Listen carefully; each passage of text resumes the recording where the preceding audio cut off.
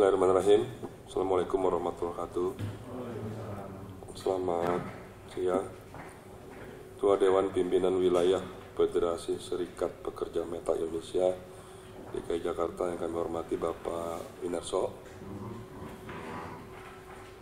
jajaran pengurus Bapak Darius, Bapak Uripto,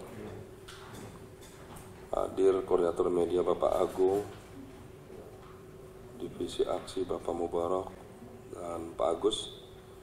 Saya didampingi Kepala Dinas Tenaga Kerja, Transmigrasi dan Energi Bapak Adriansah, Bapak Purnomo, Kabid Perindustrian dan Hubungan. Untuk mempersingkat waktu, silakan Pak disampaikan. Assalamualaikum warahmatullahi wabarakatuh.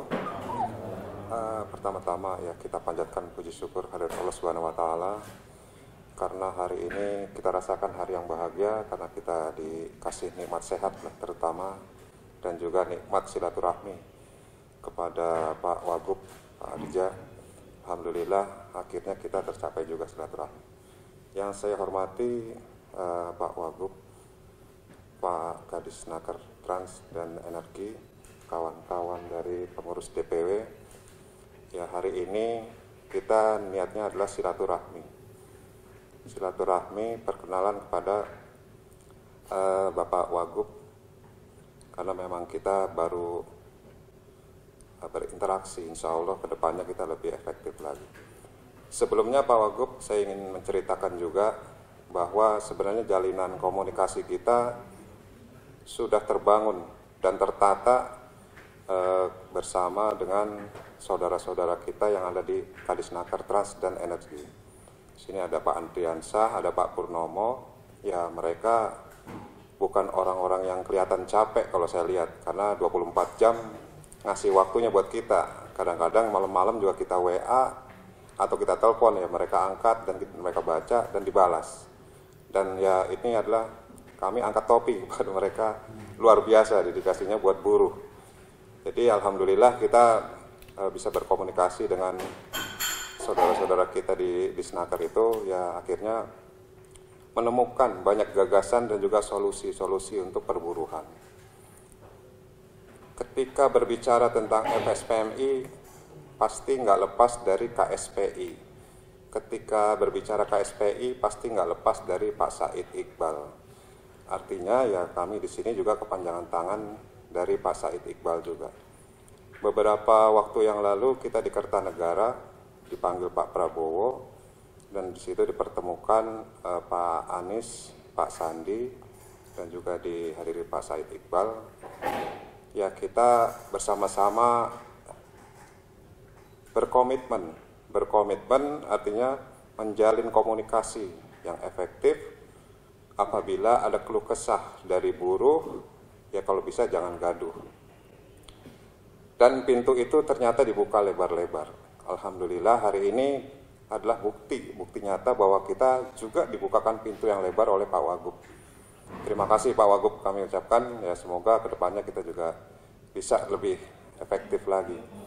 Ada beberapa permasalahan memang di buruh tetapi tidak terlalu besar karena memang kita komunikasikan kepada Dinas Tenaga Kerja. Cuma ya memang dalam rangka COVID ini akhirnya ya semua jadi besar. Banyak pekerjaan-pekerjaan kita yang tertunda. Banyak agenda-agenda kita akhirnya yang tidak bisa dijalankan. Seperti PKT kita kan juga pernah rencanakan, akhirnya sampai sekarang juga nggak berjalan. Ya memang ini adalah musibah kita bersama. Ketika berbicara COVID udah nggak bisa berbicara apa-apa. Dan saya juga kalau mau maksa-maksa Pak Andri juga nggak bisa juga, emang internasional bahkan ini COVID emang nggak karuan keadaannya. Terus terkait dengan FSPMI, terakhir adalah Pak Gubernur datang ke tempat kita, ya beliau juga mengatakan bahwa buruh ini bagus.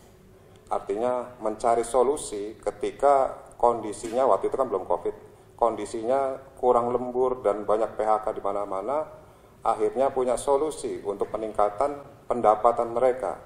Waktu itu kita berbicara tentang koperasi dan badan usaha milik buruh, yang akhirnya Pak Gubernur juga mensupportnya dalam bentuk ya kalau memang ada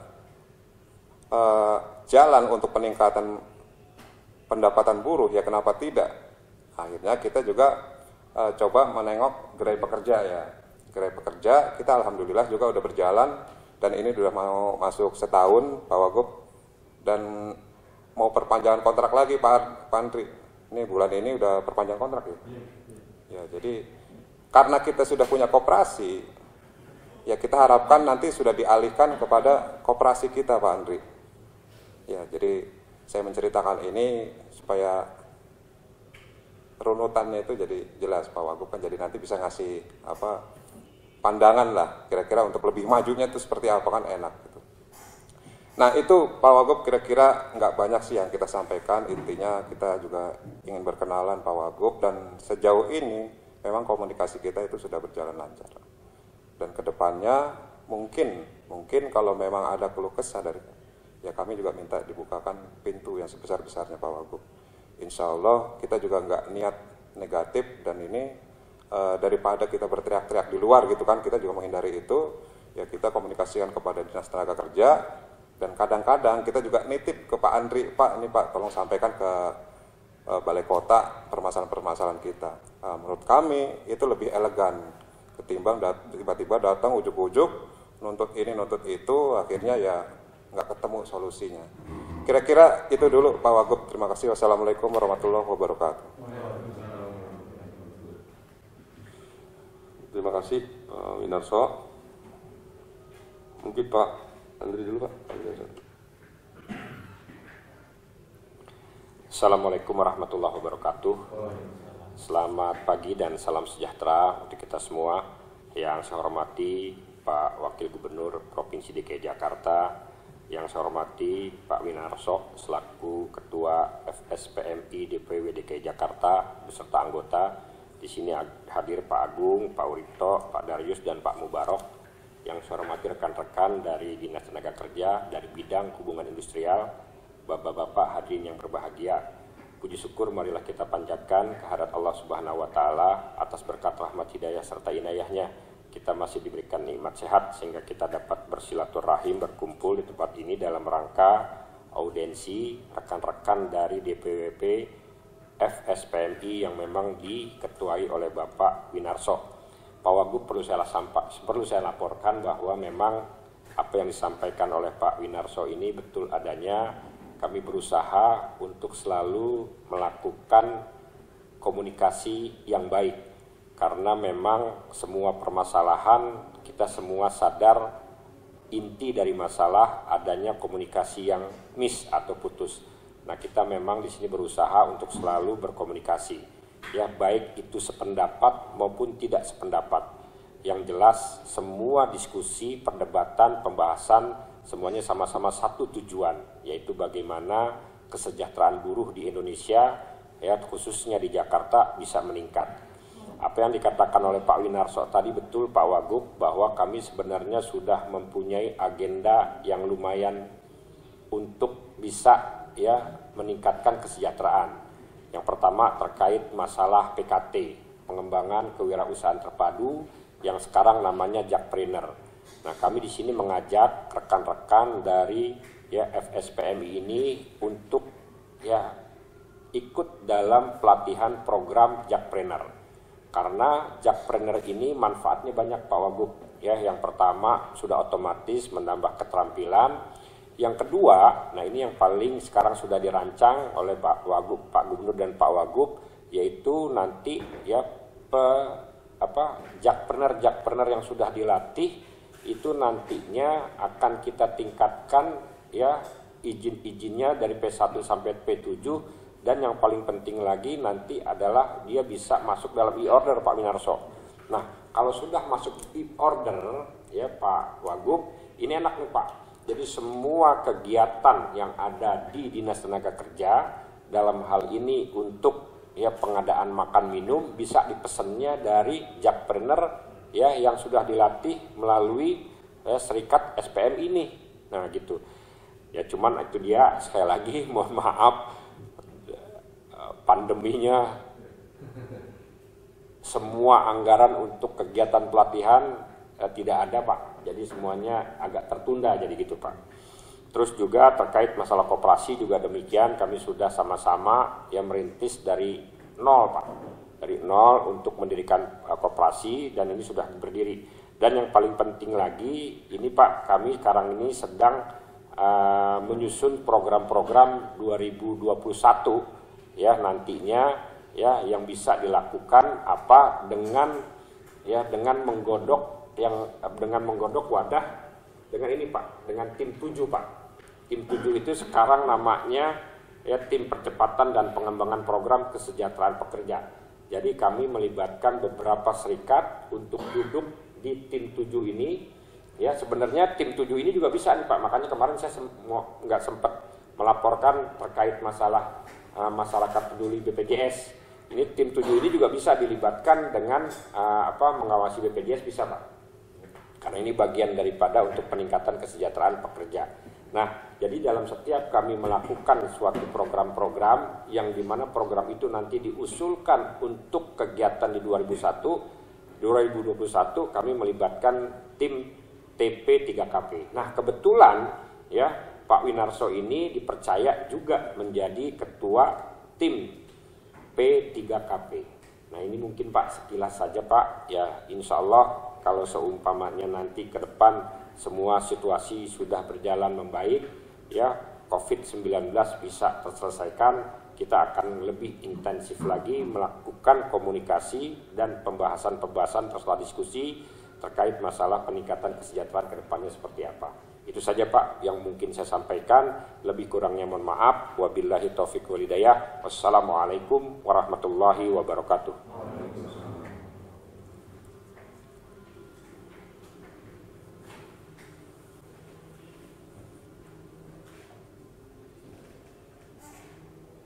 Ada lagi tambahan? Cukup Pak. Ada mau direspon? Cukup? Ada lagi? Ya, baiklah. Terima kasih ya Bapak-bapak, teman-teman dari Federasi Serikat Pekerja Metal Indonesia. Tadi sudah disampaikan dan sudah direspon oleh Pak Andriansah. Jadi kami menyambut baik Pak sinergi yang ada selama ini antara Federasi Serikat Pekerja Metal Indonesia dengan Pemprov DKI Jakarta. Prinsipnya kami Pemprov pasti akan selalu membantu, berkoordinasi, juga bersinergi positif dengan semua elemen pembangunan bangsa. Tidak terkecuali adalah pekerja itu sendiri. Pekerja yang tergabung dalam berbagai organisasi manapun termasuk Federasi Serikat Pekerja Metal Indonesia adalah bagian penting yang harus bersama-sama dengan kami Pemprov untuk memastikan arah dan tujuan dari pembangunan itu baik dan tercapai. Kami tidak mungkin Pak bekerja sendiri, kalaupun kami punya jajaran aparat yang jumlahnya mungkin banyak sekali di Indonesia, mungkin DKI paling banyak, PNS-nya belum lagi tenaga honorernya, jumlahnya luar biasa, mungkin totalnya lebih dari 200.000 Pak. Jadi 200.000 itu kalau dari 10 juta itu udah berapa 2% ya. Jadi jumlah yang besar sesungguhnya. Namun demikian kami tetap membutuhkan dukungan, partisipasi dan sinergi dari semua pihak. Jadi, terima kasih koordinasi yang selama ini. Mari kita tingkatkan koordinasi ini, memastikan bahwa pekerja tergabung dalam serikat pekerja metal ini maupun serikat lainnya atau organisasi atau komisi lain bisa bersinergi positif. Silakan Bapak nanti langsung bisa dengan Pak Andri tadi. Pak Desa sangat responsif ya, berkoordinasi untuk memastikan bahwa program-program yang bisa disinergikan, bisa dikerjasamakan, kita akan libatkan. Disilakan bahwa Bapak berkoordinasi untuk bisa terlibat aktif ya, dalam berbagai program yang ada, dan kami juga membutuhkan masukan Pak. Masukan-masukan silakan coba disampaikan, baik langsung maupun tidak langsung, lisan maupun tertulis disampaikan kepada kami. Mungkin Bapak-bapak punya potret lain, pendapat lain, bisa memberikan masukan-masukan yang nantinya bisa menjadi bahan dalam rujukan landasan kami mengambil kebijakan atau dalam rangka membuat program-program terkait tenaga kerja dan lain sebagainya. Jadi itu Pak dari kami. Terima kasih kerjasamanya selama ini. Teruskan jadi koordinasinya dengan Pak Adriansah dan lain sebagainya. Saya kira itu Pak dari kami. Terima kasih ya. Kita sinergikan terus. Dan kalau bisa dikerjasamakan juga Pak dengan federasi lainnya supaya punya tujuan yang sama, koordinasi yang baik ya.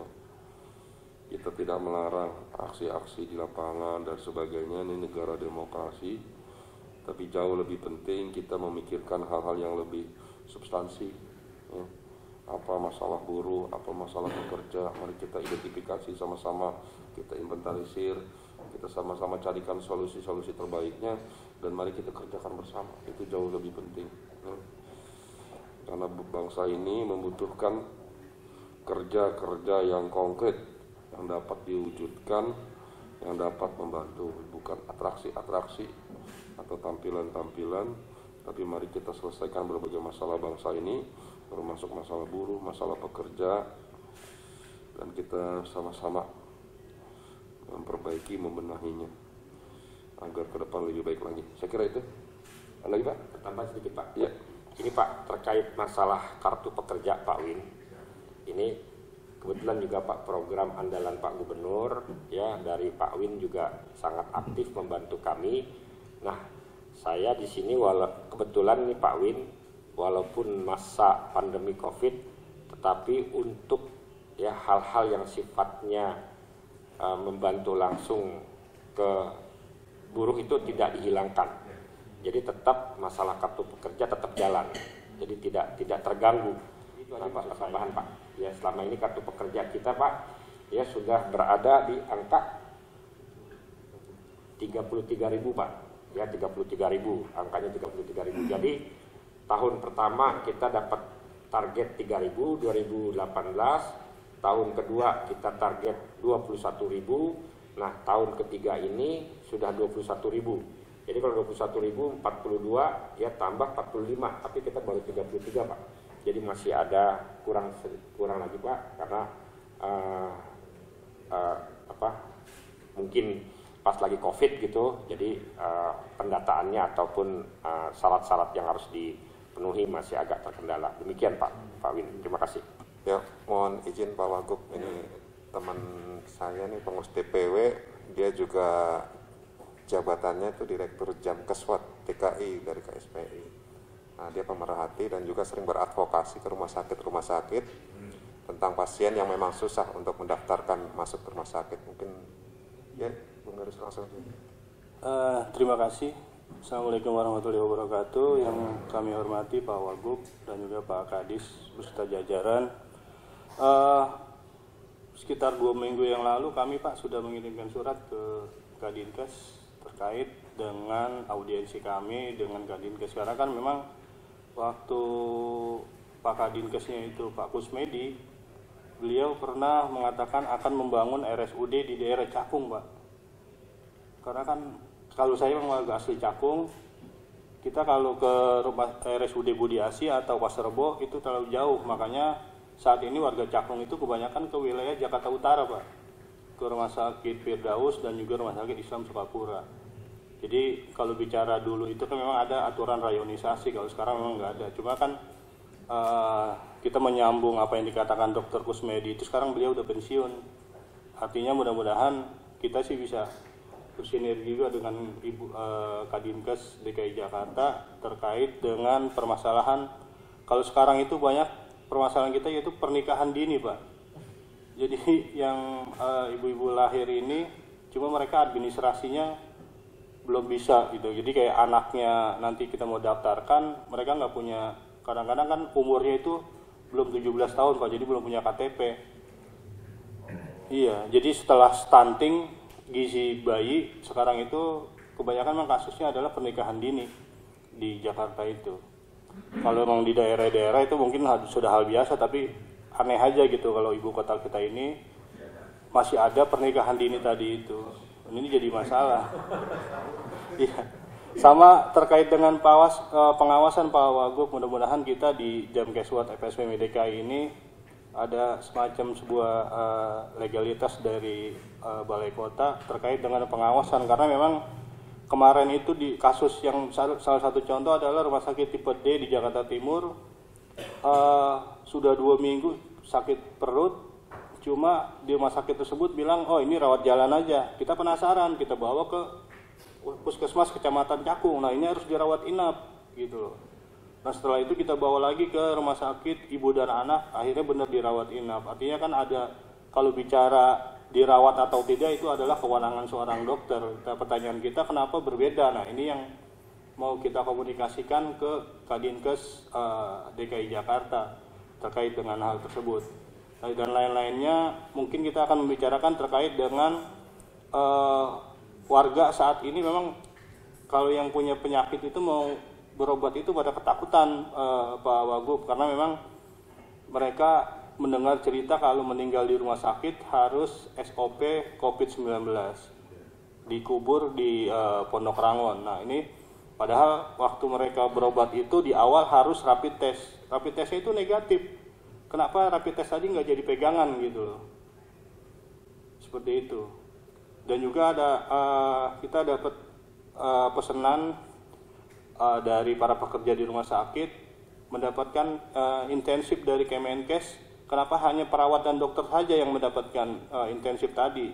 Para pekerja rumah sakit yang lainnya mereka tidak mendapatkan intensif tadi. Padahal kalau kekhawatiran mereka, risiko untuk tertular COVID-19 mereka juga sama. Gitu. Mungkin itu aja Pak Wagub. Terima kasih dan Pak Kadis. Assalamualaikum warahmatullahi wabarakatuh. Ya terima kasih ya. Jadi usulan rumah sakit Cakung memang kami sedang upayakan, cuma ada masalah soal anggaran. Nah, anggaran kita kan terkoreksi banyak sekali, tapi nanti masih kita akan carikan solusi terbaiknya, apa dimungkinkan tahun depan apa tahun berikutnya. Kemudian yang kedua, tadi soal rujukan rumah sakit, memang nih masih masalah di Indonesia. Kadang-kadang masuk rumah sakit A beda perlakuan dengan rumah sakit B, ya. Itu masih ini masalah. Ya, memang nanti di DKI akan kita terus perbaiki, kita benahi ya, supaya tidak beda-beda perlakuan. Ya. Kalau yang satu jangan usulnya dirawat, yang satu usulnya tidak gitu ya. Ini memang tidak mudah ya, karena ya perawat, dokter beda-beda, tapi kita akan coba ya koordinasikan, sinkronkan supaya ada standar yang sama. Kemudian yang ketiga tadi soal warga takut berobat, takut mati, dikubur secara COVID. Memang ini terjadi nih. Saya juga bingung nih, dapat informasi dari kesehatan, bidang kesehatan, dari rumah sakit. Teman-teman yang punya rumah sakit juga ngeluh. Sekarang itu income turun. Itu karena orang takut berobat. Jadi orang ya udahlah. Bismillah aja udah. Pakai minum obat warung aja, obat apotek, obat ini gitu. Paling tanya-tanya lewat telepon aja.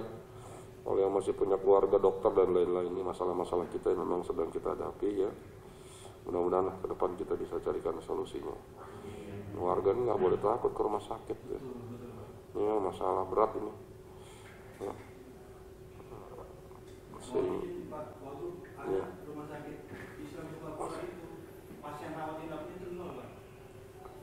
Jadi kan warga pada takut untuk berobat itu sampai nol mereka itu. Iya, apalagi kalau di rumah sakitnya ada penanganan COVID lebih lagi. Padahal kita sudah bedakan, nggak semua rumah sakit menangani masalah COVID gitu. Ya, tapi lagi-lagi seperti itu masyarakatnya, stigmanya masih seperti itu. Oke, gitu ada lagi? Cukup? Ya udah. Terima kasih ya. Nanti kita terus sinergi lagi, bersilaturahmi lagi. Assalamualaikum warahmatullahi wabarakatuh.